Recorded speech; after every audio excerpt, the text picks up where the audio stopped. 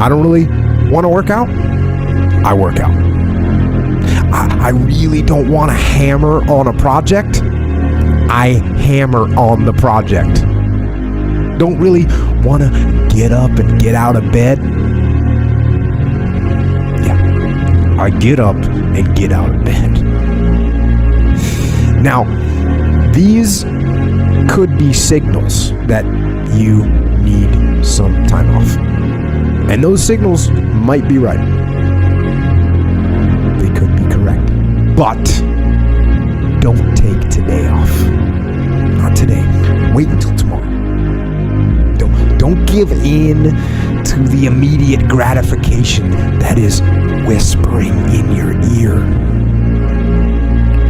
Shut that down. Do not listen to that little voice. Instead, go through the motions. Lift the weights, sprint the hill, work on the project, get out of bed. If you didn't withdraw in fear from anything, from everything that life threw at you, who could you become? And I would say that's the central religious question in some real deep sense.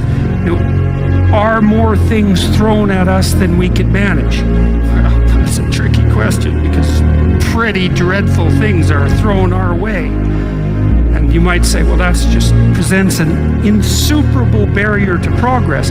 That's not very helpful because you're alive, here you are, you got these problems to contend with, and if it's an impossible task, then how could you be anything but hopeless and desperate?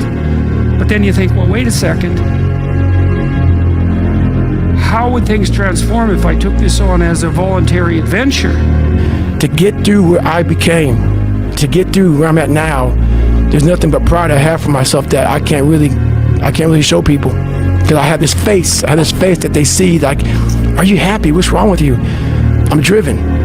I'm obsessed. And that's what you see. That's it. People need to hear this story. This is an exciting story for people because there's a lot of people out there that feel trapped and they feel stuck and they feel like they can't do anything. This is who they are. And you're a guy who felt that exact same way, but figured out how to not be that person and be a person that you would admire. What were the first steps? Like, you had some slips before, right? Because you quit because of the water thing. Right. But then when you went back the second time and you decided you're going to lose all that weight and you quit that job, was it just straightforward from there? Or were there some days where you just failed and then you picked it back up again? So my first run, when I decided to lose the weight, I was, like I said, 297. I was about 32% body fat. And my idea was to run 4 miles for my first run. I didn't know how bad it's gonna fucking hurt me. I used to run before I was fat, and I was like, fuck it, I can do this. I ran a quarter mile and walked home. I walked home and sat on my couch and cried. I went to my mom's house, who was about maybe 20 minutes down the road, and cried and get in her couch saying, man, I can't fucking do this shit. I don't know what I'm gonna do.